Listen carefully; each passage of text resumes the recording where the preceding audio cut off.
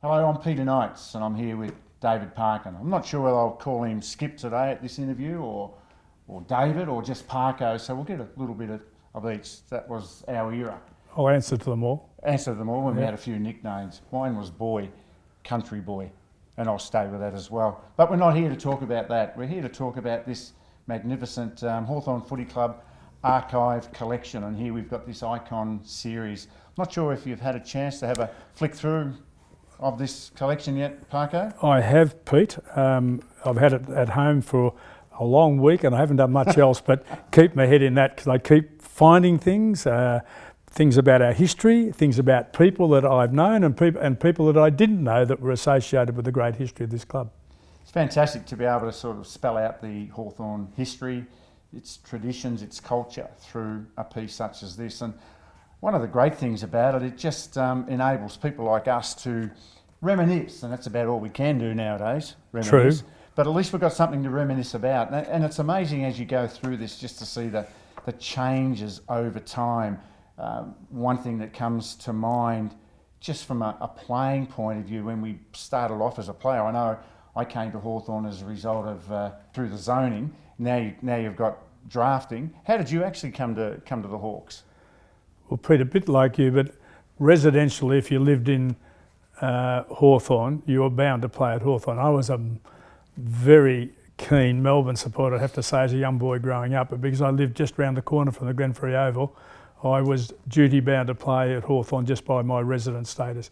In a sense, you had the same thing when Country Victoria became zoned, and I can remember us chasing you from Long Warry, I can remember that, and the number of great players that came to this club as I guess the end product of being compelled living in the country zone, which was looked after by Hawthorn. Nowadays, of course, you're drafted, and it goes far and wide, not just within Australia, of course, but overseas. That's true, and the only good thing, and I hope it stays, I know there's a dramatic argument that it compromises the draft, Pete, but the great thing is that we can still see the father and son relationship with a great club, and I think that's terribly important to the history of the game and to the history of individual clubs like ours. If the Langfords, for instance, can become a family that's been oriented to this club all the way through as players, etc. So that's a wonderful thing that I hope remains, although it's becoming more difficult to do so. And I know in my time, I never had a written contract.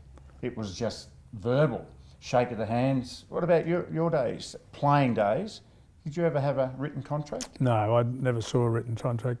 I'm not sure we needed it because we weren't paid enough to make it worth writing a contract. But no, and that's I did read in there. I think it's there somewhere. Brad Sewell's rookie, the standard playing contract that you have there. That was a fascinating. That stopped me in my tracks to read and realise even at that stage, what was it, 2003? Was it? Yes, 2003.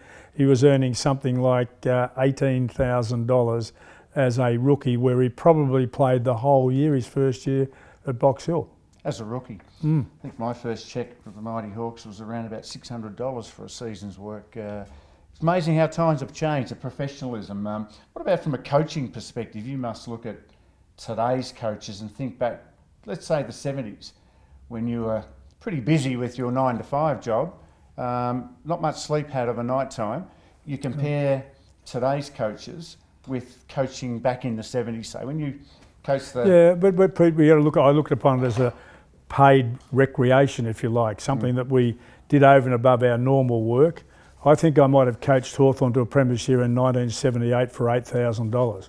And I was very happy, to mind you, to receive that as a bonus to my normal day-to-day work as a teacher. So it has changed. I mean, every element that you and I can sit here and talk about is so different to what it was when I started, which was a generation before you, when you played, and you compare that now and you're working here amongst it and see the professionalism of the game now, particularly here. This is a wonderful club in terms that it's been able to go and create the history by not sticking with what worked in the past, but saying, how can we do this differently and better? But even notwithstanding contractually, what about the time and the effort? I mean, you put in so much time and effort, didn't have a lot of support staff around you. Now the senior coach is almost like a manager of the whole department. you must be amazed at those sorts of changes as well. Yeah, and it means that we can, A, do a better job recruiting the appropriate people, B, I reckon, develop them when they get here because of the expertise that's provided, and C, optimise the talent, if you like, individually and collectively when they represent the team. So, I mean, we laugh a bit when we make the comparisons, but it's so much better, I would have thought, as a player, as a coach, as some member of the support staff, somebody working in the professionalism of a club like this. That's got to be pretty special, I would think, in this day and age. And you've been lucky enough, I think, to walk the pathway for the last 30 or 40 years. But you look back at the early days when we did it so hard. I guess that's why our original history was written in a publication called The Hard Way. And I noticed a bit there, Peter, about the Kennedy Commandos way back in the past, and we had that training farm out at Bulleen.